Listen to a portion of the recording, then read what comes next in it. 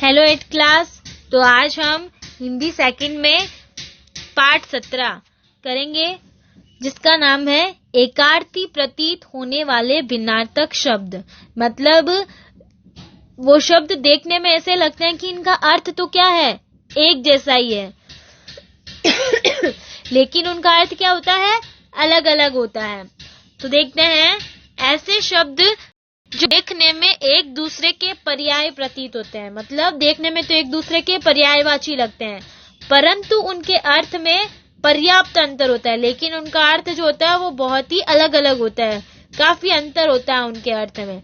एकार्थी प्रतीत होने वाले भिन्नार्थक शब्द कहलाते हैं। तो भिन्नार्थक शब्द की परिभाषा, एकार्थी प्रतीत होने वाले भिन्नार्थक शब्द, इसकी परिभाषा है ऐसे शब्द जो देखने में एक दूसरे के पर्याय प्रतीत होते हैं, परंतु उनके अर्थ में पर्याप्त अंतर होता है। एकार्थी प्रतीत होने वाले भिन्नार्थक शब्द कहलाते हैं। जैसे देखते हैं, मैंने कुछ लिखे हैं एग्जाम्पल यहाँ पे। ग्रंथ और पुस्तक एक जैसे लगता है ना, लेकिन ग्रंथ क्या होता है, महत्वपूर्ण पुस्तक होती है, और पुस्तक होती है सामान्य पुस्तक। उसी प्रकार प्रेम और स्नेह में क्या अंतर होता है, देखो।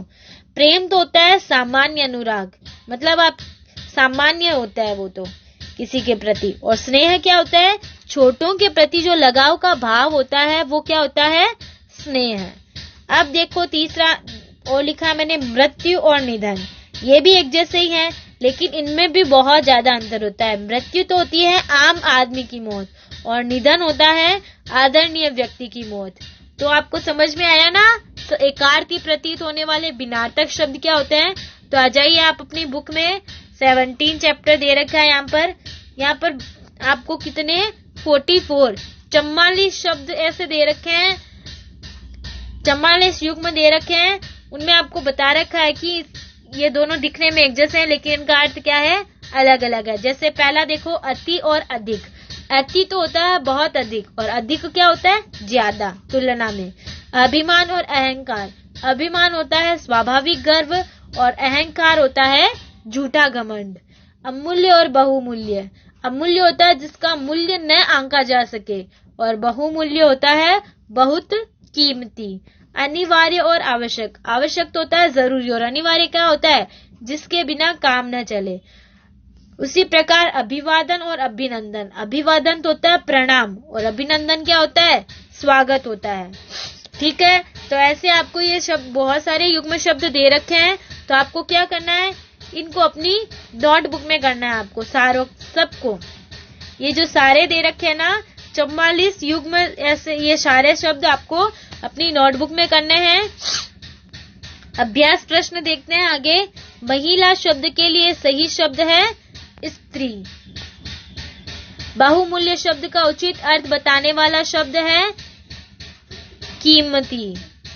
पत्नी का अर्थ देने वाला शब्द है महिला, स्त्री, विवाहिता, दुहिता। तो इसमें आएगा सह विवाहिता। नई वस्तु की खोज का अर्थ देने वाला उचित शब्द है आविष्कार। जरूरी अर्थ को बताने वाला शब्द है आवश्यक। उस प्रकार आगे देखो, नेक्स्ट, रिक्त स्थानों की पूर्ति। वैष्णो देवी की दुर्गम और कठिन में से आएगा दुर्गम चढ़ाई पार करना कठिन कार्य है। जवाहरलाल नेहरू के मृत्यु निधन में क्या आएगा, निधन आएगा। निधन पर सारा संसार रोया था।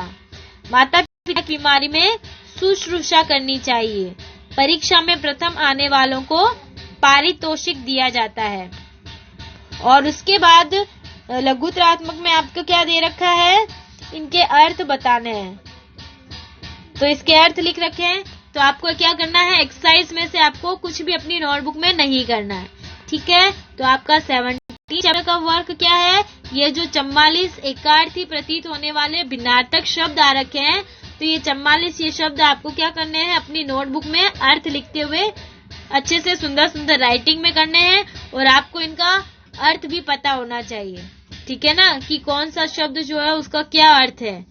एक जैसे दिखने से कुछ नहीं होता, आपको अच्छे से ये लर्न करना है। ठीक है।